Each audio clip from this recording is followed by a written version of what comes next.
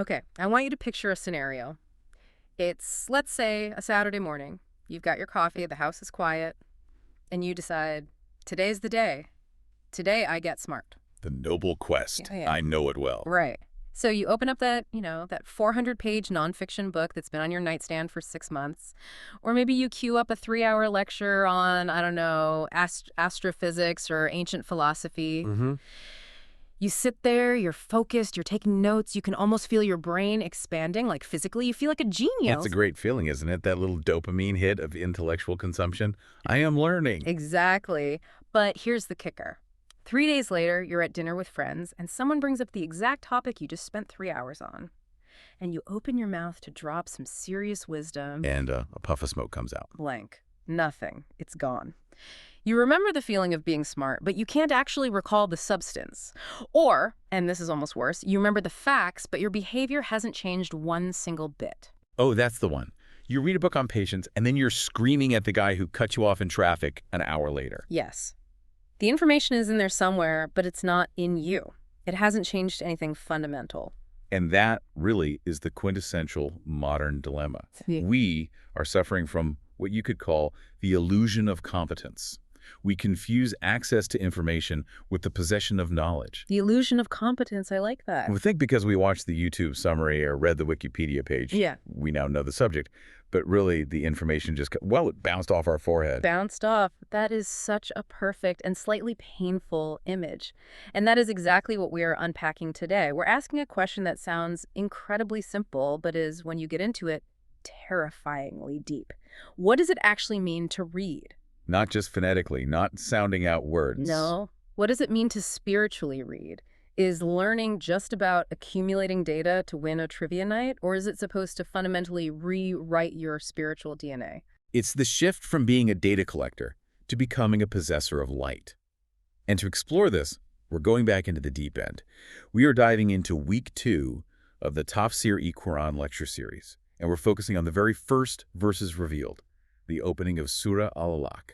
And for anyone who might be joining us for the first time on this series, our guide through this incredibly dense and beautiful material is the research and teachings of Dr. Haider Riza. Mm-hmm.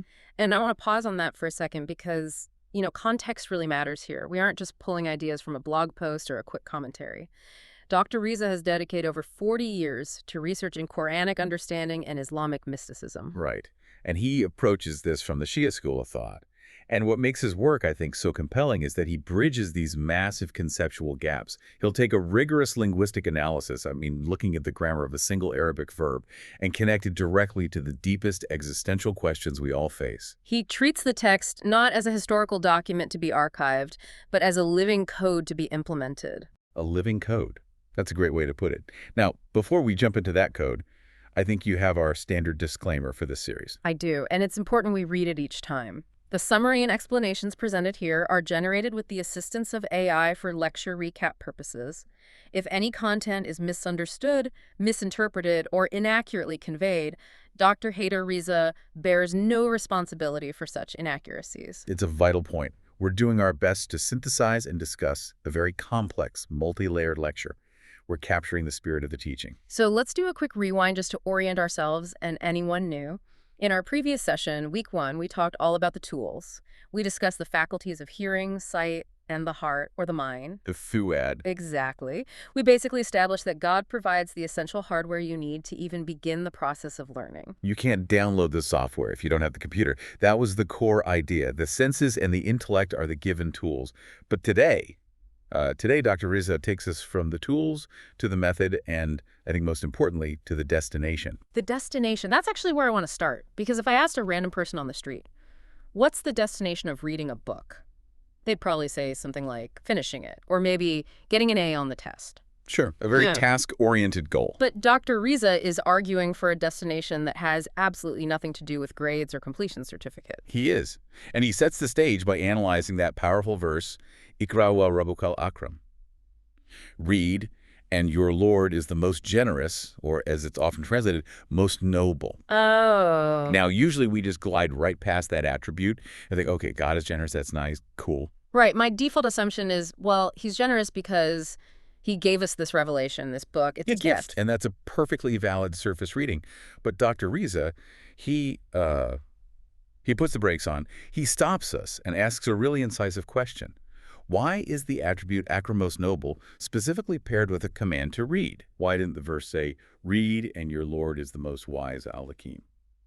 Or read and your Lord is the all-knowing, Al-Alim? I mean, those would make more logical sense if we're talking about education, wouldn't they? That is a really good point. Yeah. If I'm signing up for a class, I want a teacher who is the most wise, not necessarily one who is the most generous. Generosity is a bonus, but wisdom is the point. Precisely. And Dr. Riza explains that this specific choice of word isn't random. It defines the destination. The entire goal of reading, the whole point of this divine education, is to achieve a state of keramat, nobility.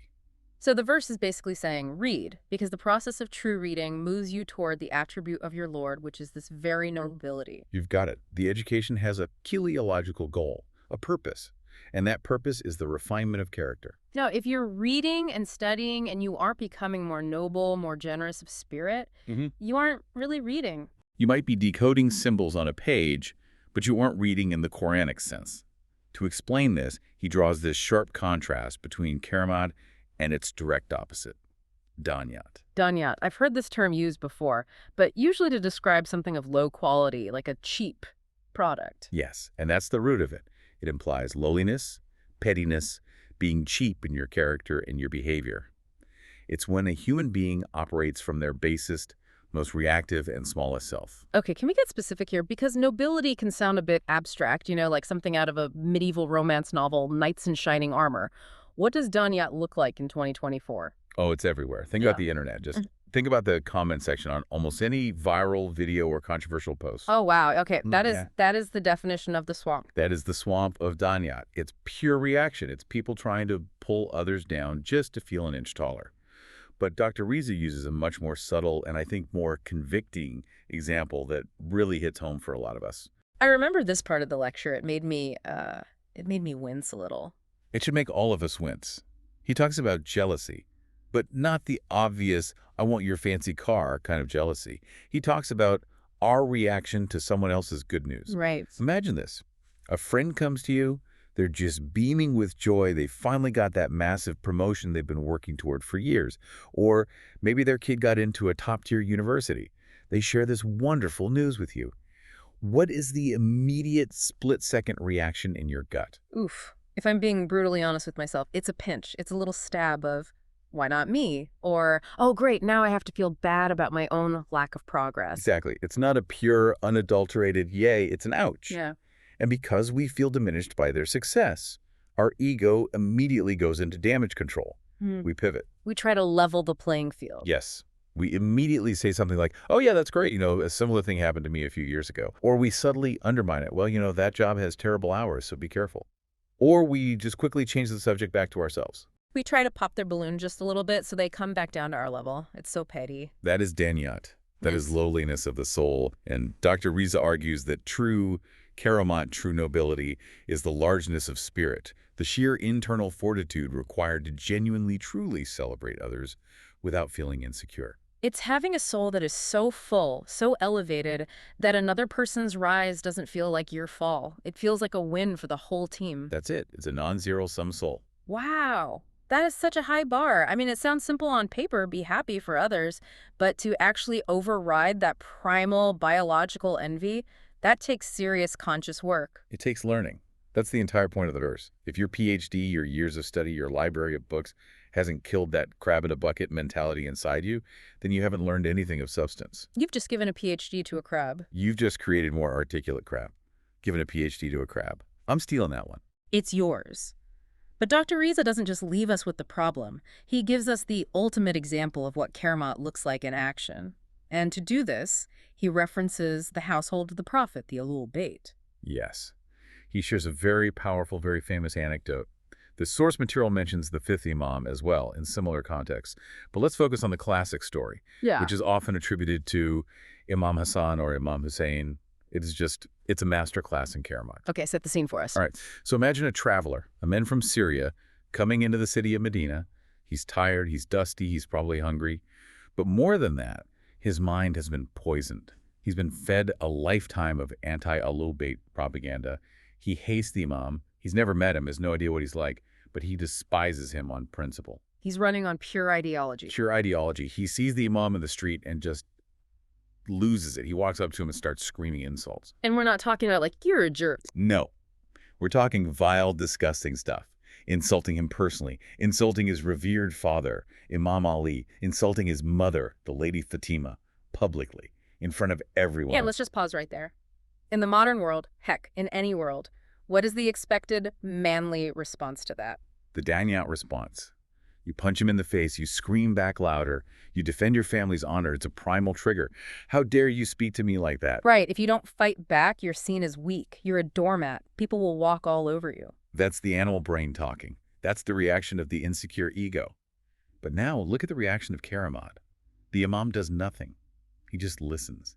He stands there, completely calm, completely grounded, and lets the man empty his chest of all that poison. He doesn't interrupt. He doesn't defend himself. Not a word. He just waits. He lets him rant until the man literally runs out of breath and insults. And then? What happens then? And then, with genuine gentleness and, you can imagine, a kind of sad pity in his eyes, he looks at the man and says one of two things, depending on the narration. One version is, if what you say is true, may Allah forgive me.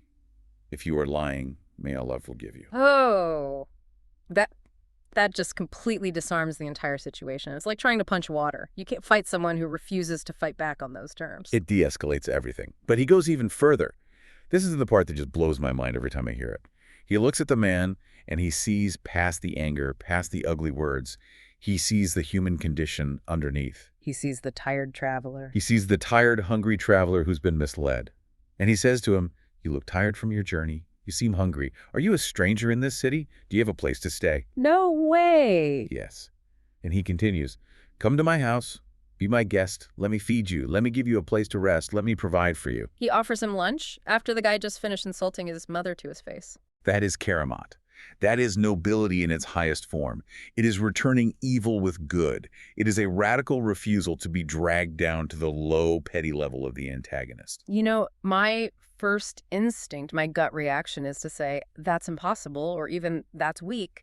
But when you really think about it, who holds the power in that situation? Is it the guy who's screaming, spitting, and losing emotional control? Or is it the man who is so solid, so internally secure, that the insults don't even register as a threat, they just bounce off? It's the imam. He has all the power. Exactly. It's the ultimate power move. But it's not a power move to dominate. It's a power move to elevate and transform. And Dr. Riza's point is, this is the destination. We are reading these texts, we are studying, we are doing these deep dives so that we can become that kind of person. A person of Karamat. Okay, so that's a very clear, if incredibly challenging, destination. We are aiming for nobility. Now let's talk about the source of this education. How do we get there? The verse says, Aladi alama, he who taught. And this is where we have to geek out on grammar for just a second, because Dr. Riza pulls a real gem out of the linguistics here. Let's do it. The Arabic word used is alama. It's not just alima, which would mean he knew, or alama, he taught. There's a shada, a little W symbol over the middle letter, which indicates emphasis or intensity. So it's not just he taught, it's like he taught with feeling. Right. It implies teaching thoroughly, teaching intensively, teaching well. It suggests that God didn't just toss a user manual at humanity and say, good luck with that. No, this is an active, intensive, and deeply invested process of education. It's not a passive transfer of data. It's an active engraving of knowledge. An engraving. That's a great word for it. And this leads us to what I think is the most profound philosophical distinction in the whole lecture. The difference between information and knowledge. In English, we use those words almost interchangeably. I have the info, I have the knowledge. It feels like the same thing. They feel the same. But in the Quranic worldview, and certainly in Dr. Riza's analysis, they are totally different species of thing. He uses the Arabic terms malumat versus ilm. Okay, break that down for us. What is malumat? Malumat is information, it's data, it's facts and figures. Think of it like a library. You can walk into the Library of Congress and be physically surrounded by millions of books. You can hold the books. You can memorize the entire Dewey Decimal System. But the content of those books is still external to you. It's like a file on a hard drive. It's stored there, but it's not part of the hard drive's essential nature. Exactly. And Dr. Riza points out something truly terrifying about malumat. Because it is stored in the biological brain, in the synapses and neurons. It is subject to decay. It's vulnerable. He brings up dementia and Alzheimer's here. He does. And we've all, sadly, seen this tragedy in some form. A person can spend 80 years collecting facts. They know history, they know phone numbers, they remember who won the World Series in 1955. They are a walking encyclopedia of Malamat. But if the brain tissue deteriorates, if the biological hard drive crashes, it's all gone. The files are corrupted. Vanished. The person looks at their own child and doesn't know who they are. That is an existential horror. It implies that the sum total of who we are is just a stack of biological data that can be erased by a physical ailment. It implies that if all you have is Malumat. But this is where Dr. Riza contrasts this with ilm. He makes a fascinating observation. He says that many great scholars, and he specifically includes scientists here, often remain incredibly sharp and lucid in their specific field, even in extreme old age. Right. They might forget what they had for lunch that day. They might forget their own names sometimes, but you ask them about quantum mechanics or their specific area of Islamic jurisprudence, and suddenly the lights turn on. The focus is crystal clear. Why is that? Is it just a kind of intellectual muscle memory? Dr. Riza argues is something much deeper. He says ilm isn't just stored in the brain cells. It has been absorbed into their wujud.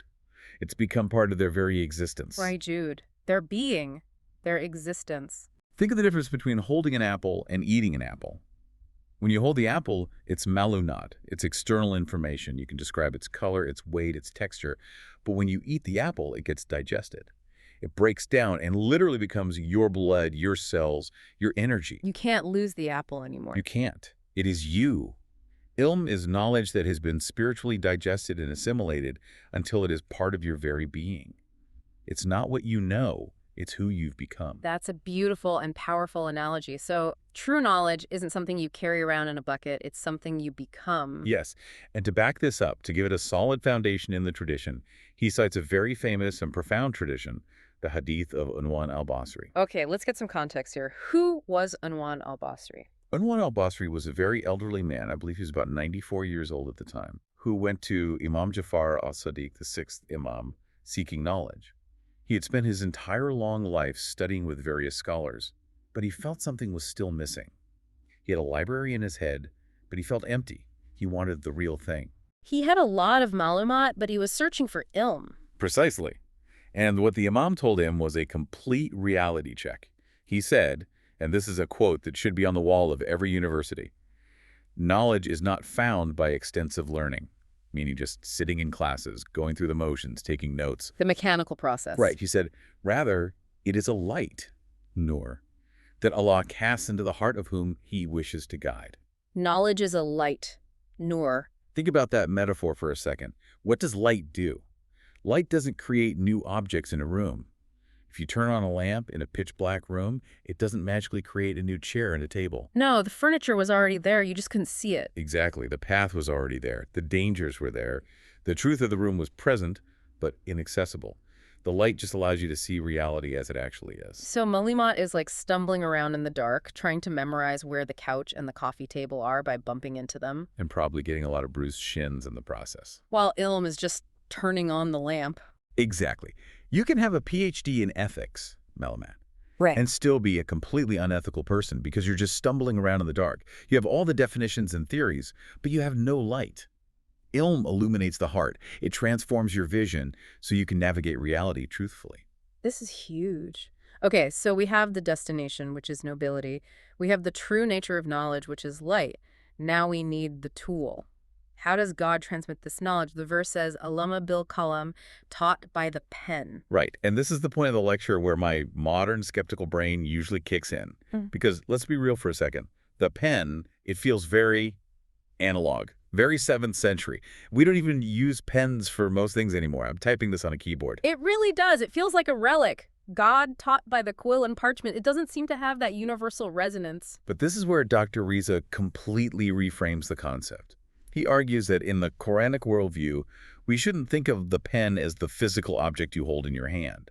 We should think of the pen as a function. A function. The pen is the instrument of encoding meaning, of writing information into reality. Encoding meaning into reality. Okay, unpack that. That sounds big. He uses a surprisingly modern analogy to explain it. He talks about the laser beam. A laser beam? Where is this going? Think about a CD or a DVD or a Blu-ray disc. How do you get an entire 2-hour movie with sound and color onto that little piece of shiny plastic? You use a laser to burn microscopic pits and lands onto the surface. It's a binary code. Exactly. That laser is acting as a pen. It is writing invisible information, a complex code, onto a physical medium that can be read later by another machine. And that pen can fit an entire library onto a disc the size of your palm. Okay, that makes sense. I'm with you. Now scale that up. Look at a human being, or an oak tree, or a butterfly. How is that written? It's written in DNA. Exactly. DNA is a script. It has a 4-letter alphabet, A, C, T, and G. That is syntax. It has grammar. It contains the written instructions for building a blue eye, or a photosynthesizing leaf, or a migrating bird. That is the pen of creation at work. So God didn't just poof things into existence randomly. He wrote them into being with incredibly complex laws and codes. Yes. The universe isn't a chaotic accident. It's a manuscript. When the Qur'an says taught by the pen, it's not just talking about ink on paper. It's talking about the very fabric of reality being a text. So the laws of physics, gravity, electromagnetism, the strong and weak nuclear forces, these are the lines on the page. The universe is a book. That's a perspective, a vast cosmic book. I feel like we're getting into the Matrix territory here, with reality being a form of code. We kind of are, but this perspective completely changes how we view the role of science. If the universe is a book written by God, then what is a scientist? What is a biologist or a physicist doing? They're a reader. They're a reader. A biologist peering through a microscope isn't just looking at pond scum. They're reading the intricate, beautiful handwriting of the Creator. An astronomer pointing a telescope at a distant galaxy is reading a more ancient page of the same book. They are doing tacit exegesis and interpretation of the book of nature. That is such a beautiful, harmonious way to look at it. It integrates everything. But.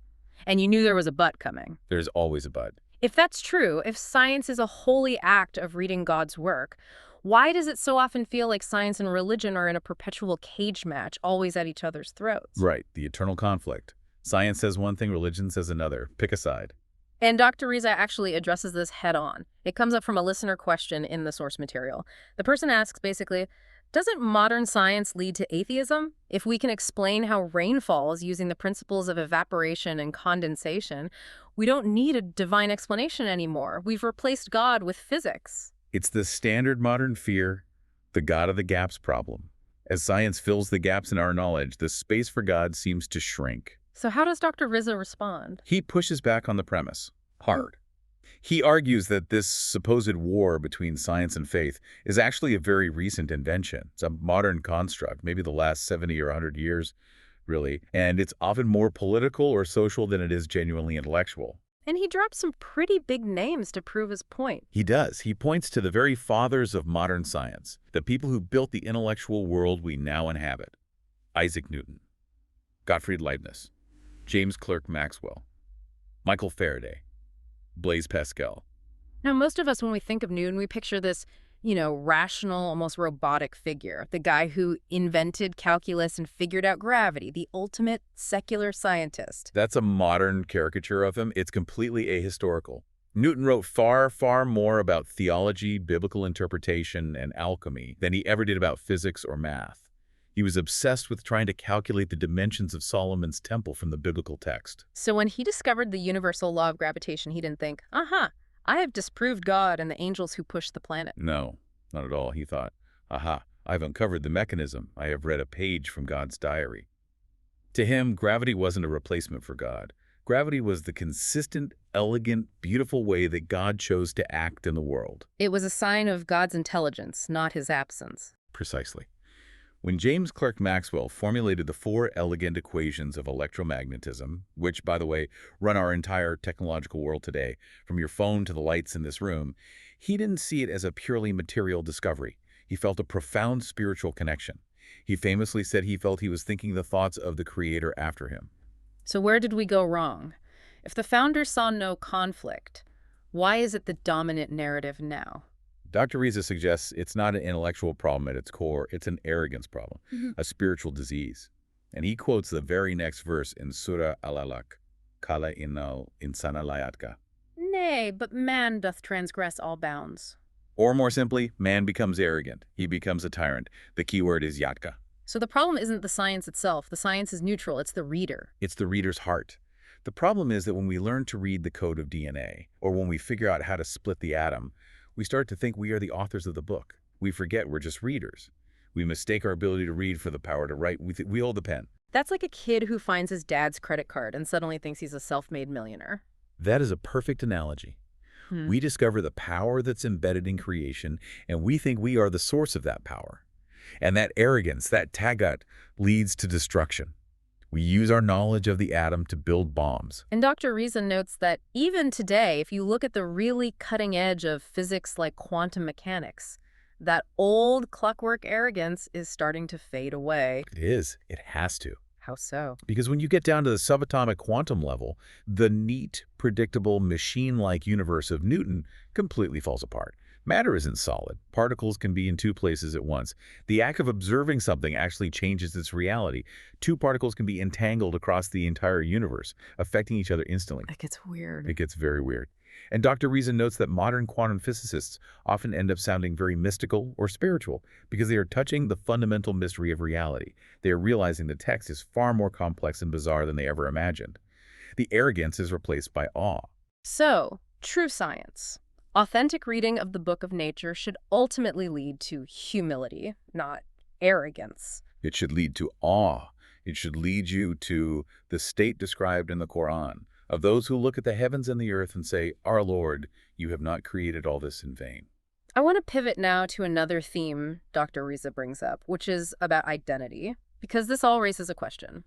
If we are all reading from the same book of the universe, and we are all aiming for the same destination of Karamat, does that mean we're all supposed to end up as clones? Right, a bunch of identical carbon copy saints walking around. Is that the goal? Yeah. And the answer he gives is, I thought, one of the most beautiful parts of the lecture. He says no.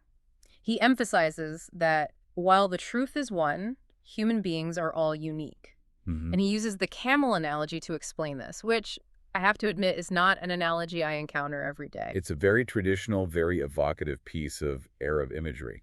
He references the saying about following the prophet like a baby camel follows its mother. Okay, visualize that for me. What does that actually look like? Well, a baby camel, when it's following its mother through the desert, places its hoof exactly in the footprint the mother just left in the sand. Perfectly. Doesn't wander off to the left or right. It trusts the guide completely and follows the path precisely. Okay, but that sounds like copying. That sounds exactly like being a clone. Put your foot where I put my foot. It sounds like it on the surface, but Dr. Riza adds a crucial nuance. We follow the principles like the camel.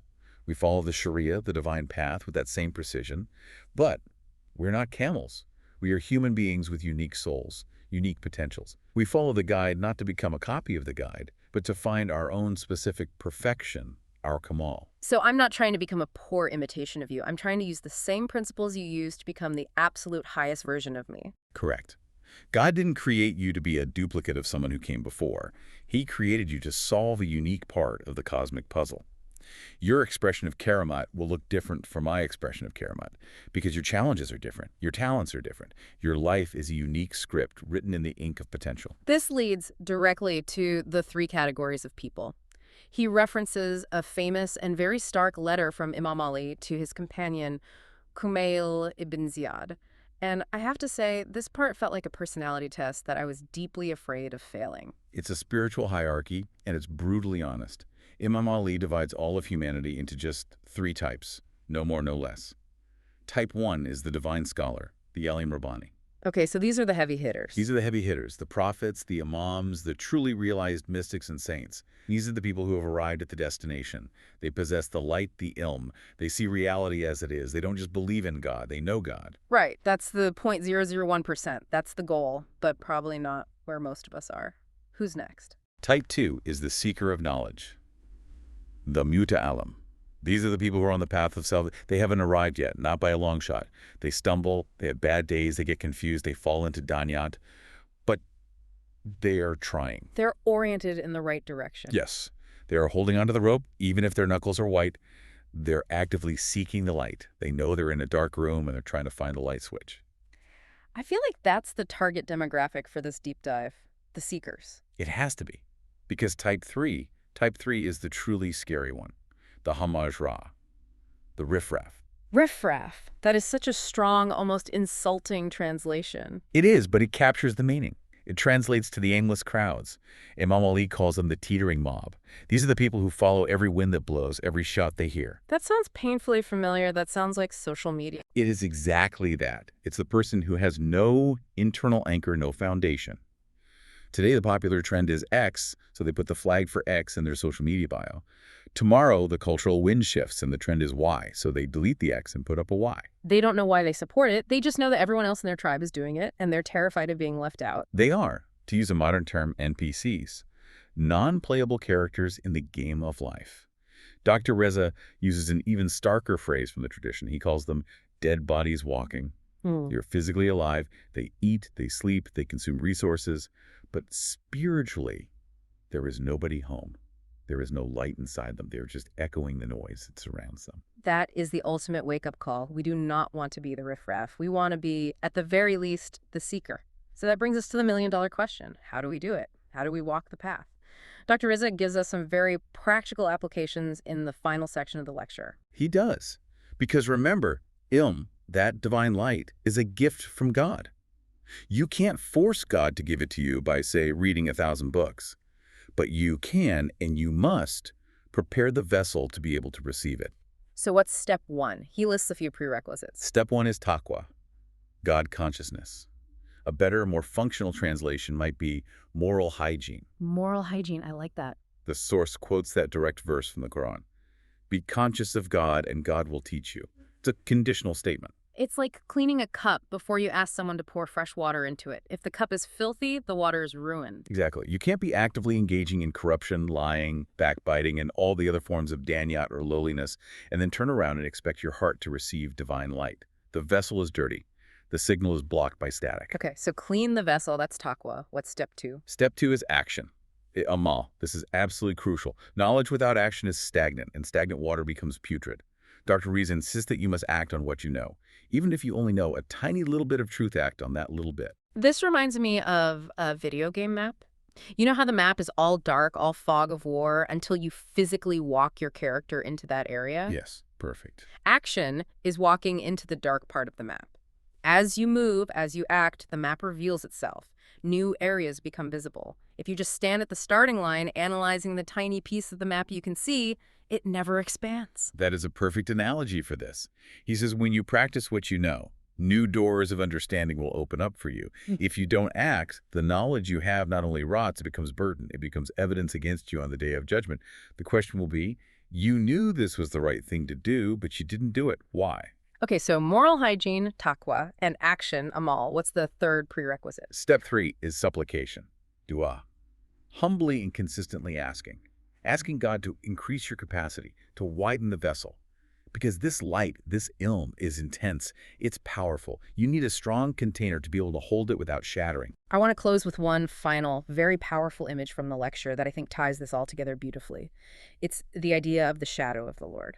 The phrase that starts the whole surah, Ismi Rabbika, read in the name of your Lord. This is the safety mechanism. This is the crucial context for all knowledge. And Dr. Riza compares learning without this connection to a cancer cell. Whoa, okay, that got dark fast. Explain the cancer cell analogy. Think about it from a biological perspective. What is a cancer cell? On one level, it's an incredibly successful, incredibly knowledgeable cell. It works perfectly well. It has forgotten nothing about how to function. It knows how to grow, how to multiply, how to get resources. It has incredible knowledge. It's a master at building blood vessels to feed itself, at hiding from the body's immune system. It is growing and thriving. But it has forgotten one critical thing. Its connection to the whole. Its connection to the whole body. It says, my only purpose is to grow. I want resources. I want to multiply. And because it grows for the sake of its own growth, without serving the whole organism, it kills the host. And ultimately, itself. And Dr. Riza is saying that human intellect, human knowledge can become cancerous. He's saying that science, economics, politics, any field of knowledge, if it is disconnected from the name of the Lord, if it's disconnected from a higher purpose of karamot and service to the whole, It becomes malignant. We grow economies that destroy the planet. We build weapons that can wipe out humanity. We create technologies that isolate us from each other. It's growth, but it's cancerous growth. So that phrase, reading in the name of your Lord, isn't just a religious platitude you mutter before you start. It's the fundamental orientation. It's the difference between healthy, integrated growth and self-destructive, malignant growth. It is the anchor that keeps our knowledge noble. Yeah. It's the vaccine against arrogance. This has been, wow. This has been massive. I feel like we need to just take a breath for a second. We've gone from the petty jealousy in our hearts at a dinner party, all the way to the DNA in our cells and the cancer of arrogant knowledge. It's a complete roadmap for the seeker of knowledge. It really is. Let's try to summarize the key takeaways just to solidify it for everyone listening and for myself before we sign off. Let's do it. Number one, I'd say, is the destination. The whole point, the ultimate goal of all learning is karamat, nobility of character. If your education isn't making you a kinder, more generous, more spiritually stable person, it's failing, period. Number two, the method. The method is learning to read the entire universe as a sacred text. The laws of nature are written by the pen of God. This means that true science is a deeply spiritual act of reading and discovery. And number three, the identity. Don't be the riffraff. Don't be a spiritual NPC, a dead body walking. Be a seeker. And the way to be a seeker is clean your heart, act on what you know, and humbly ask for more light. Excellent. I want to leave our listeners with one final provocative thought to chew on this week. We talked about how the universe is full of signs and how every single individual has a unique script, a unique potential, a kamal that only they can fulfill. Right. Your unique book to write with your life. So here is the challenge for you listening and for us.